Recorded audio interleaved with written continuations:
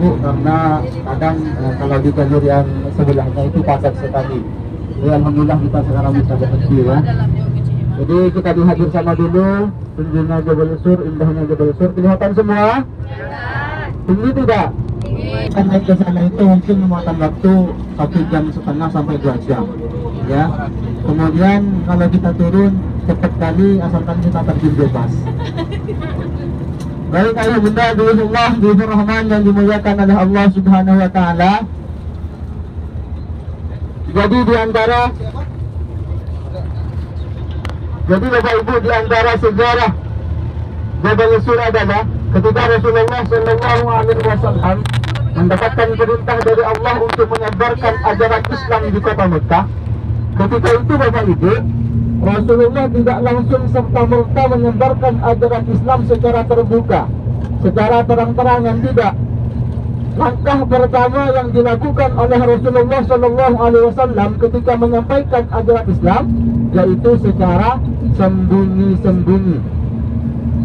Jadi Rasulullah Shallallahu Alaihi Wasallam mengajak orang-orang terdekatnya. Rasulullah mengajak Sayyidina Abu Bakar, kemudian mengajak istri tercintanya yang bernama Siti Khadijah. Rasulullah berdakwah dari pintu ke pintu, dari rumah ke rumah pada awal mula Islam. Karena pada fase pertama Rasulullah menyampaikan dakwahnya secara sembunyi-sembunyi, secara samar Bapak Ibu. Selama kurang lebih 3 tahun Rasulullah Shallallahu Alaihi Wasallam menyampaikan dakwahnya secara sembunyi. Apa yang terjadi? Ternyata orang-orang kafir Quraisy yang berada di kota Mekah tidak banyak yang memeluk agama Islam. Sedikit masih di antara orang-orang kafir Quraisy yang memeluk agama Islam. Mereka masih bersikukuh, yang berkeinginan keras memeluk agama nenek moyang mereka, menyembah berhala. Nah, kemudian para jemaah yang dimuliakan oleh Allah Subhanahu wa taala, setelah Rasulullah Shallallahu Alaihi Wasallam melihat hal demikian, orang-orang kafir Quraisy tidak banyak yang memeluk agama Islam pada saat itu, akhirnya turun perintah kedua, yaitu Rasulullah diperintahkan untuk menyampaikan dakwahnya yaitu secara terbuka.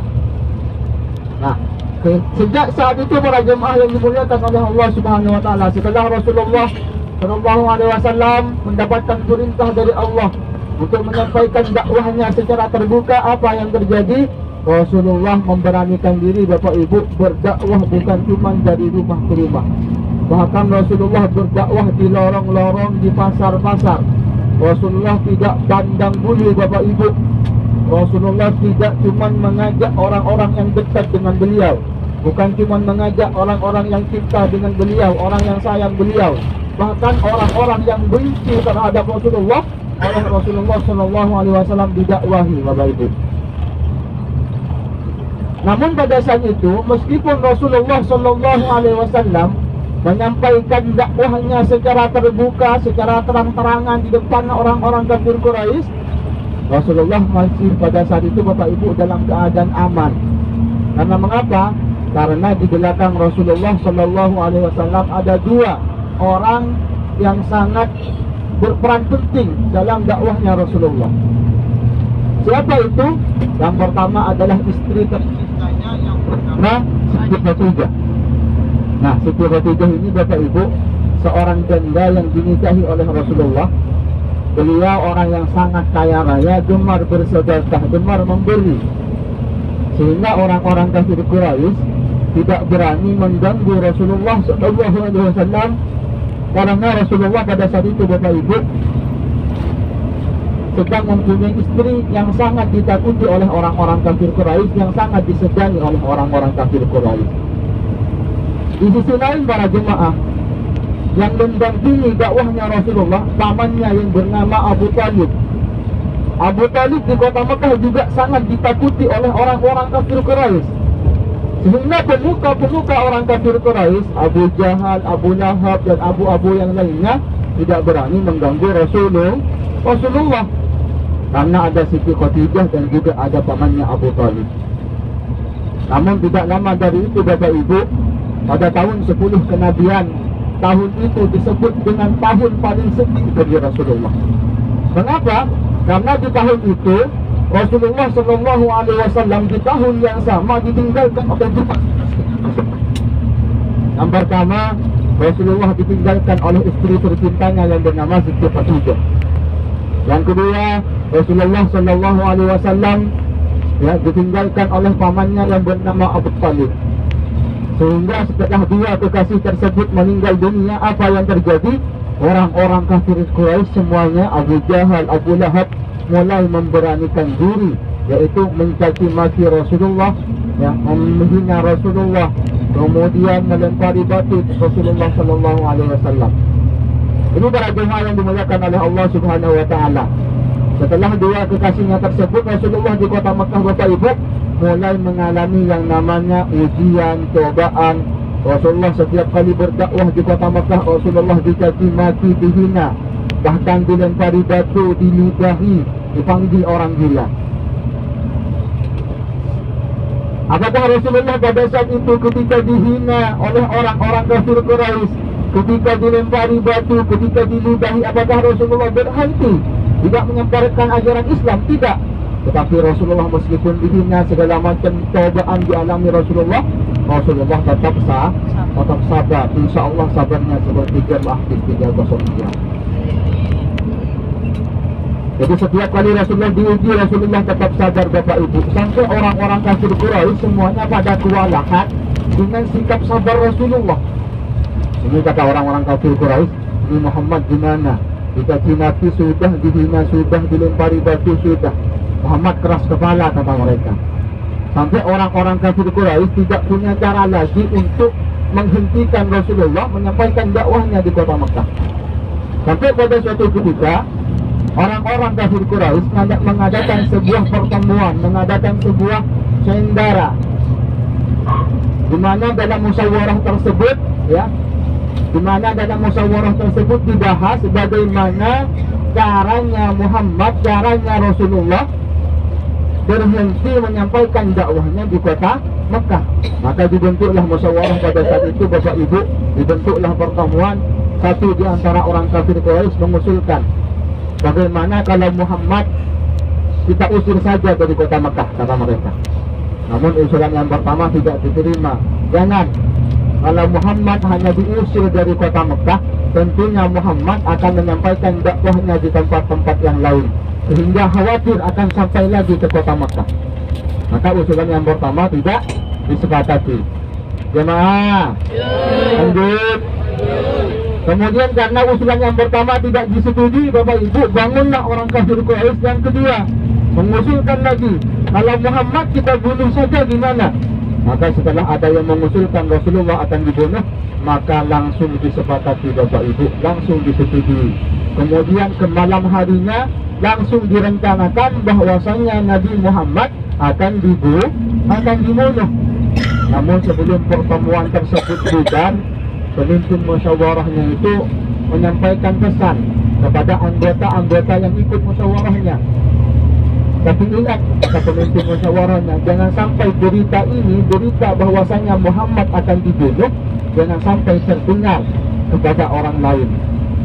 Mungkin di antara orang yang ikut musyawarah tersebut, yang ikut pertemuan tersebut, ada yang sangat sayang dengan istrinya, sehingga setiap ada rahasia, mau tidak mau pasti disampaikan ke istrinya. Curhat namanya juga lagi sayang-sayangnya. Kalau panggilan orang Batam, orang Padang, kalau lagi sayang-sayangnya di istri apa? Hah? Apa bebek? Bebek? Oh, bebek ya, keren kali. Beb, tahu nggak? Nanti malam ada pembunuhan loh. Siapa? Muhammad, tapi jangan bilang-bilang ya. Namanya juga ibu-ibu zaman dahulu yang sekarang aman. Nah, mungkin pada saat itu anggaplah di zaman kita sekarang mungkin beli sayur atau kita sok, ya misalkan kalau kita bandingkan kehidupan kita sekarang, ketemu sama temennya, tahu gak? Nanti malam ada pembunuhan loh. Siapa? Muhammad, tapi jangan bilang-bilang ya. Ketemu lagi sama satunya, Mbak, tahu gak? Nanti malam ada pembunuhan loh. Siapa? Muhammad, tapi jangan bilang-bilang ya. Dengan akhir kata jangan bilang-bilang, akhirnya berita tersebut sampai kepada Rasulullah Shallallahu Alaihi Wasallam. Nah, kami potong sebentar. Di Di sebelah kanan kita ini adalah Universitas Ummul Qura, ya, universitas terbesar yang berada di kota Mekah. Allah Subhanahu wa Ta'ala. Lanjut Bapak Ibu. Lanjut. Belum selesai. Hingga pada akhirnya apa yang terjadi? Kabar tersebut sampai kepada Rasulullah Sallallahu Alaihi Wasallam. Setelah Rasulullah mendapatkan kabar bahwasanya dirinya akan dibunuh, maka Rasulullah diperintahkan untuk hijrah ke kota Madinah yang awalnya bernama Yastrib. Namun apa yang terjadi pada malam hari sebelum Rasulullah meninggalkan rumahnya, ternyata rumah Rasulullah sudah dikepung oleh orang-orang kafir Quraisy. Orang-orang kafir Quraisy dengan persenjataan lengkap sudah siap membunuh Rasulullah. Mereka sudah mengelilingi dan mengepung rumah-rumah Rasulullah, Bapak Ibu, pada saat itu. Namun di saat itu Bapak Ibu turun juga pertolongan Allah yang diabadikan dalam surah Yasin yang berbunyi وَجَعَلْنَا مِنْ بَيْنِ أَيْدِيهِمْ سَدًّا وَمِنْ خَلْفِهِمْ سَدًّا فَأَغْشَيْنَاهُمْ فَهُمْ لَا يُبْصِرُونَ. Meskipun orang-orang kafir Quraisy mengepung rumahnya Rasulullah, Rasulullah dengan tenang keluar dari rumahnya, ya. Kemudian ketika Rasulullah keluar dari rumahnya, Bapak Ibu, ternyata orang-orang kafir Quraisy dibuat tertidur oleh Allah Subhanahu wa Ta'ala. Sehingga dengan tenang Rasulullah lewat di hadapan mereka. Orang-orang kafir Quraisy pada saat itu tertidur seperti tidurnya jemaah di sini. Ada yang tidur? Ada. Lanjut. Apakah apa yang terjadi setelah Rasulullah Sallallahu Alaihi Wasallam lolos dari kepungan orang-orang kafir Quraisy? Maka Rasulullah lanjut menuju rumahnya Abu Quhafah atau yang kita kenal dengan Sayyidina Abu Bakar, mengajak Sayyidina Abu Bakar untuk hijrah ke kota Yastrib ataupun ke kota Madinah. Namun pada saat itu, di malam itu, Rasulullah dan Sayyidina Abu Bakar tidak langsung menuju Yastrib, tetapi bersembunyi terlebih dahulu selama 3 hari 3 malam di Jabal Sur yang tadi, di Gua Sur yang tadi. Jadi di atasnya ada gua. Jadi bersembunyi di sana Rasulullah. Karena mengapa? Karena Rasulullah tidak mungkin melanjutkan perjalanannya menuju kota Madinah karena saat itu di kota Mekah masih mencari di mana keberadaan Rasulullah. Karena di sisi lain, setelah orang-orang kafir Quraisy terbangun dari tidurnya, orang-orang kafir Quraisy pada saat itu Bapak Ibu marah, mukanya memerah semua sampai mereka mengadakan sayembara. Barang siapa yang menemukan Muhammad dan Abu Bakar dalam keadaan hidup maupun mati, maka akan diberi 100 ekor unta merah. Karena semuanya mendengar hadiah yang dijanjikan oleh pemuka orang kafir Quraisy, akhirnya penduduk kota Mekah, meskipun orang tersebut cinta terhadap Rasulullah, apalagi yang benci terhadap Rasulullah, semuanya mencari keberadaan Rasulullah. Di lembah-lembah semuanya dicari Bapak Ibu, di tempat-tempat di kota Mekah Rasulullah tidak dicari, namun tidak kunjung ditemukan. Sampai pada akhirnya ada sekelompok orang kafir Quraisy naik ke atas Jabal Sur yang tadi, hampir saja masuk ke dalam guanya, hampir saja menemukan Rasulullah dan Abu Bakar. Namun mereka masih berdebat. Kata yang satunya, Muhammad ada di dalam dan Abu Bakar. Karena di semua tempat di kota Mekah sudah kita cari, tidak ada, cuma dua ini yang belum kita lihat. Kata yang satunya. Kata yang satunya Bapak Ibu bertentangan, karena kebetulan pada saat itu turun juga pertolongan Allah yang mana di mulut gua itu ada sarang laba-laba, kemudian ada merpati yang sedang mengerami. Sehingga yang satunya berpendapat tidak mungkin Muhammad dan Abu Bakar ada di dalam. Kalau Muhammad dan Abu Bakar ada di dalam, tentunya sarang laba-laba ini akan rusak. Tentunya burung merpati ini yang sedang mengerami akan berterbangan. Akhirnya tidaklah mereka masuk ke dalam gua tersebut. Akhirnya Rasulullah dan Sayyidina Abu Bakar selamat. Selama 3 hari 3 malam Rasulullah berada di Jabal Sur, di dalam gua Sur. Apakah Rasulullah tidak makan, tidak minum? Tidak, Bapak Ibu. Rasulullah juga manusia biasa, Abu Bakar juga manusia biasa, merasakan haus, lapar, segala macam. Rasulullah pada saat itu menugaskan Siti Asma. Siti Asma ini putrinya Abu Bakar yang ditugaskan untuk mengantarkan makanan kepada Rasulullah.